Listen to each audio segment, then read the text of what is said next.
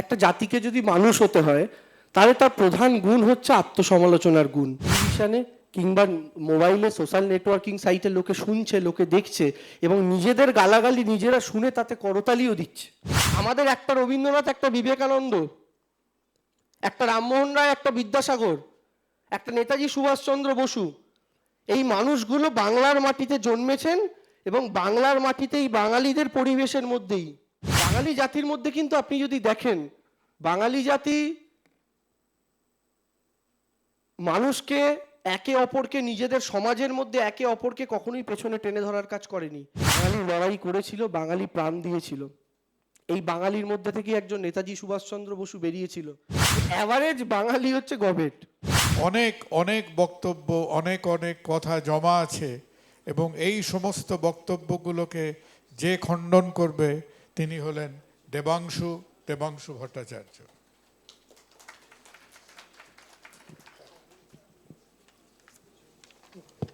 খাতা রয়ে গেছে এটা। এই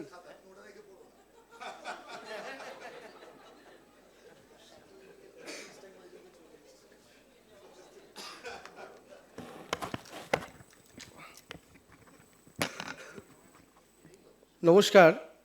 প্রথমেই প্যানেলে উপস্থিত সকলকে আমার প্রণাম জানাই। মঞ্চে যারা উপস্থিত আছেন এবং নিচেও যারা আছেন, শ্রোতারা যারা আছেন, প্রত্যেককে প্রণাম। রবীন্দ্রনাথ ঠাকুরের কবিতার যে শেষ দুটো লাইন নিয়ে আজকের মোশন, আমার একটা জিনিস ভারী অদ্ভুত লাগলো। সেই অদ্ভুত বিষয়টা হচ্ছে, এবং এই অদ্ভুত বিষয়টাই কোথাও গিয়ে প্রমাণ করে বাঙালি কেন মানুষ। একটা জাতিকে যদি মানুষ হতে হয় তাহলে তার প্রধান গুণ হচ্ছে আত্মসমালোচনার গুণ। আত্মসমালোচনা না থাকলে আমরা সামনের দিকে গিয়ে যাব কি করে? কি অদ্ভুত দেখুন, আজকের দিনে দাঁড়িয়ে আপনারা প্রত্যেকে জানেন যে এই সভাটার মূল উদ্দেশ্য হচ্ছে বাঙালিকে তেড়ে গালাগাল করা হবে এবং এই প্যানেলের লোকেরাই করবেন। তারপরেও আপনারা প্রত্যেকে কিন্তু শুনতে এসেছেন এবং টেলিভিশনে কিংবা মোবাইলে সোশ্যাল নেটওয়ার্কিং সাইটে লোকে শুনছে, লোকে দেখছে এবং নিজেদের গালাগালি নিজেরা শুনে তাতে করতালিও দিচ্ছে। এটা কিন্তু বাঙালি বলেই সম্ভব। আপনি কল্পনা করুন, মহারাষ্ট্রের মাটিতে বসে এরকম একটা আলোচনা হচ্ছে যে মারাঠিরা মানুষ নয়, আর সেখানে মারাঠিরা বসে হাততালি দিচ্ছে। আপনি কল্পনা করতে পারবেন? আপনি কল্পনা করতে পারবেন না। এই যে বাঙালি এই কাজটা করতে পারে, বাঙালি এই কাজটা, এই আত্মসমালোচনার মধ্যে দিয়ে নিজেদেরকে এগিয়ে নিয়ে যেতে পারে, আত্মশুদ্ধির পথে চলতে পারে, আমার মনে হয় সেটাই বাঙালিকে মানুষ প্রমাণ করার জন্য সবচেয়ে বড় একটা জায়গা। রবীন্দ্রনাথ ঠাকুরের যে কবিতাটা, যে কবিতার লাইনটা নিয়ে আজকের এই আলোচনা, সেখানে কিন্তু বাঙালি করেছো মানুষ করনি বলতে কিন্তু অমানুষের দিকে রবীন্দ্রনাথ ঠাকুর ইঙ্গিত করেননি। কেন ইঙ্গিত করেননি? কারণ এই কবিতারই আপনি যদি পঞ্চম থেকে অষ্টম লাইনটা দেখেন, পঞ্চম লাইন থেকে অষ্টম লাইন দেখবেন, সেখানে বলছে, দেশ দেশান্তর মাঝে যার যেথা স্থান, খুঁজিয়া লইতে দাও করিয়া সন্ধান, পদে পদে ছোট ছোট নিষেধের ডোরে, বেঁধে বেঁধে রাখিও না ভালো ছেলে করে। অর্থাৎ রবীন্দ্রনাথ ঠাকুর বলতে চাইছেন যে অপরিণত ছোট বাচ্চা বা শিশুদের মতো তাকে বেঁধে রেখো না, তাকে গোটা পৃথিবীকে চিনতে দাও, গোটা পৃথিবীকে দেখতে দাও।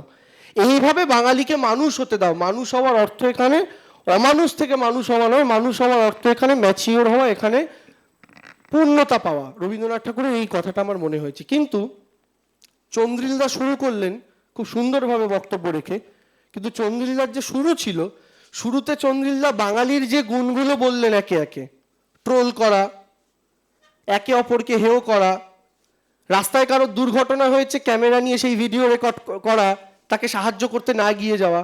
আচ্ছা, আপনারা একটা সত্যি কথা বলুন তো, এই গুণগুলো কি শুধু বাঙালি জাতির মধ্যে দেখা যায়? মহারাষ্ট্রে গেলে আপনি দেখবেন না এরকম কেউ রাস্তায় পড়ে আছে, সেখান থেকে দুজন কেউ চলে যাচ্ছে, নাকি ওখানে প্রত্যেকে বাঁচাতে যায়?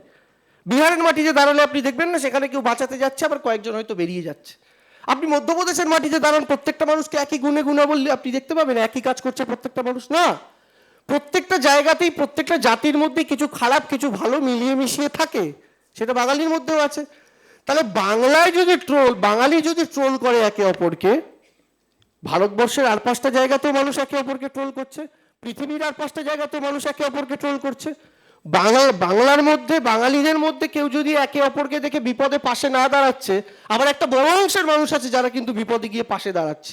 অর্থাৎ আমাদের এই যে বিষয়টা, এই বিষয়টায় আপনি যদি দেখেন তাহলে বাঙালির ক্ষেত্রে যে গুণাবলীর কথা চন্দ্রিলদা উল্লেখ করেছেন সেগুলো কিন্তু সবার ক্ষেত্রে বাস্তব।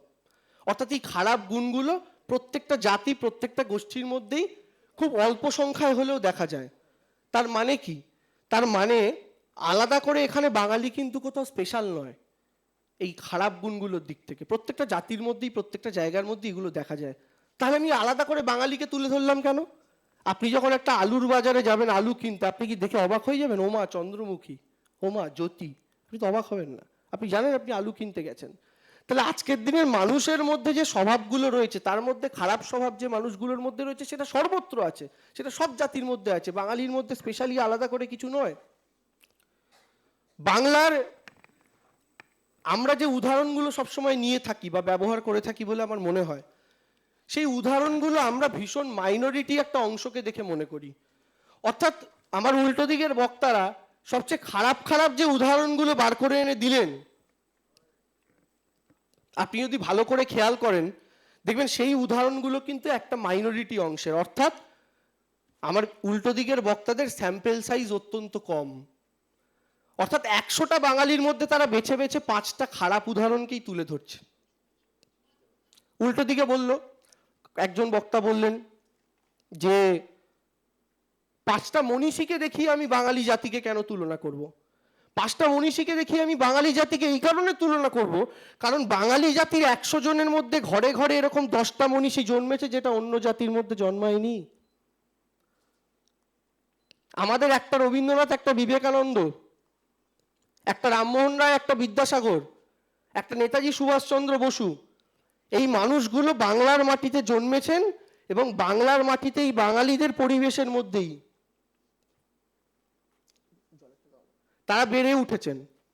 কিন্তু আজকে আপনি যদি দেখেন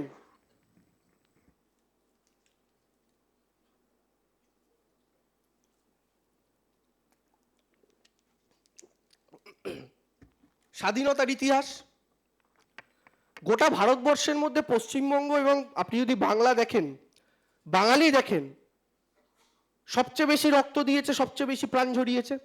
বাঙালি এমন একটা জাতি যারা নিজের মুখের ভাষা রক্ষার তাগিদ একটা গোটা দেশের জন্ম দিয়েছে।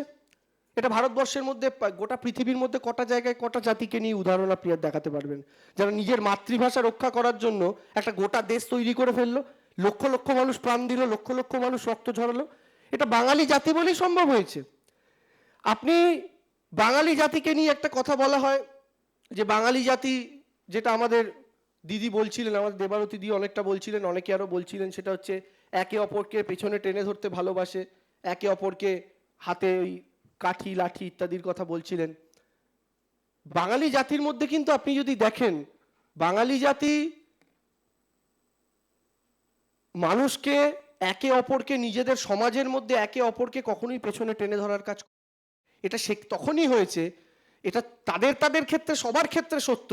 ভারতবর্ষ বা পৃথিবীর ক্ষেত্রে আপনি যদি প্রত্যেকটা সোসাইটিতে গিয়ে দেখেন যেখানে অপরচুনিটি কম, সেই অপরচুনিটি কম যেখানে, সেখানেই মানুষ একে অপরকে টপকে ল্যাং মেরে আগে যাওয়ার চেষ্টা করেছে। এটা শুধু বাঙালি জাতির ক্ষেত্রে নয়, ভারতবর্ষের মাটিতে পশ্চিমবঙ্গের বা বাংলার ইতিহাস আপনি যদি দেখেন, শুধু স্বাধীনতা সংগ্রামের ক্ষেত্রে নয়, প্রত্যেকটা জায়গাতে বাংলা এবং বাঙালি তারা তাদেরকে তাদের জায়গা দেখিয়েছে। নোবেল প্রাপ্তির ক্ষেত্রে আজকে বাঙালির নাম ভারতবর্ষের মাটিতে সবচেয়ে উঁচু জায়গাতে আসে। আবার কেউ কেউ বলবেন আমাদের কেন আমরা এই কয়েকটা বিক্ষিপ্ত মানুষ, কয়েকটা ব্যতিক্রমী উদাহরণ সেটাকে কেন সামনে টেনে ধরবো? ব্যতিক্রমী উদাহরণ নয়, এগুলোই স্বাভাবিক উদাহরণ। কারণ হচ্ছে আমি আবার বলছি, বাঙালি জাতির মধ্যে এই উদাহরণ আপনি সবচাইতে বেশি দেখাতে পারবেন। আজকে যিনি বাংলাদেশের মাথায় বসলেন, উপদেষ্টা সরকারের প্রধান হলেন, তিনি একজন নোবেল লরিয়েট। কদিন আগে অভিজিৎ বিনায়ক বন্দ্যোপাধ্যায়, রবীন্দ্রনাথ ঠাকুর থেকে শুরু করে আপনি একের পর এক যদি দেখতে থাকেন তাহলে দেখতে পাবেন বাঙালি কিন্তু সব জায়গাতে নিজের জায়গা দেখিয়েছে। এবং তন্ময়দা যে এক্সাম্পলগুলো দিলেন, সেই প্রত্যেকটা এক্সাম্পল আপনি যদি দেখেন পৃথিবীর বিভিন্ন জায়গাতে তারা কিন্তু আজকে একটা জায়গাতে গিয়ে পৌঁছেছে। অর্থাৎ বাঙালি জাতি, বাঙালি তারা প্রত্যেকে নিজেদের জায়গাকে শক্তিশালী করেছে। বাঙালি জাতি পৃথিবীর প্রত্যেকটা জায়গাতে গিয়ে নিজেদেরকে প্রথম জায়গাতে নিয়ে যাওয়ার চেষ্টা করেছে। বাঙালি সবচেয়ে বেশি রক্ত ঝরিয়েছে। আজকে আপনি যদি সেলুলার জেলে চলে যান, সেই সেলুলার জেলের অঙ্ক আপনি যদি দেখেন, সেই সেলুলার জেলে যতজন বন্দির নাম আপনি পাবেন, সেই বন্দির তালিকায় আপনি দেখবেন 585 জন বন্দির মধ্যে কিন্তু 398 জন বাঙালি বন্দি। কই সেখানে কেন আর 5টা জাতির মানুষকে দেখা গেল না এত বেশি সংখ্যায় পার্টিসিপেট করতে? বাঙালি লড়াই করেছিল, বাঙালি প্রাণ দিয়েছিল। এই বাঙালির মধ্যে থেকে একজন নেতাজি সুভাষচন্দ্র বসু বেরিয়েছিল, যিনি কখনো জলের তলা দিয়ে, কখনো জলের ওপর দিয়ে, কখনো জার্মানি, কখনো বার্লিন, একের পর এক জায়গায় ছুটে গিয়েছিলেন, লড়াই করেছিলেন। এই নেতাজি সুভাষচন্দ্র বসুদের নিয়ে আমরা গর্ব করব না? ফলে বাঙালি মানুষ অবশ্যই হয়েছে, বাঙালি মানুষ, এবং আমি বিশ্বাস করি এখানে যারা আছেন তারা প্রত্যেকে কালকে যখন কোনো বাঙালি বৃহত্তর জায়গাতে যাবেন, আমাদের এখানের মধ্যে থেকেই হয়তো যাবেন, আগামী দিনে যাবেন, আরও বিভিন্ন জায়গাতে, উচ্চ জায়গাতে যাবেন, আমি বিশ্বাস করি আমার উল্টো দিকে যারা বসে আছেন তারাও প্রত্যেকে গর্ব করে বলবেন এ আমারই বাংলার কোনো এক ভাই বা আমার বাংলার কোনো এক সতীর্থ যারা সেই জায়গাতে গিয়েছে। আমি শুধু শেষ কথা বলে শেষ করব, বাংলার যেটা চন্দিলদা কিছুটা বলেছিলেন যে অ্যাভারেজ বাঙালি হচ্ছে গভেট, কিছু মনীষী রয়েছেন কিন্তু অ্যাভারেজ হচ্ছে গভেট। আপনি আমাকে একটা, এবং চন্দিলদার কাছে আমার অনুরোধ থাকবে, চন্দিলদা পরবর্তীকালে যখন বলতে আসবেন আমি বাঙালি মানুষ কি অমানুষ, তো আমি সেটার ভিত্তিতে বলছি যে আমি আরো 5টা বা 10টা জায়গার সাথে তুলনা করে বলছি, কারণ সবাই যদি অ্যাভারেজ চলে আসে তাহলে তো সেটা দাঁড়ায় না। আমি শুধু শেষ একটা কথা বলছি যে বাঙালি অ্যাভারেজ যদি গভেট হয়, আপনি আর একটা জাতি বাঙালি ছাড়া বলে দিন যাদের 99 জন নেতাজি সুভাষচন্দ্র বসু জন্মায় আর একটা গভেট জন্মায়। আপনি এরকম একটা জাতির উদাহরণ আমাদেরকে দেখিয়ে দিন। Thank you.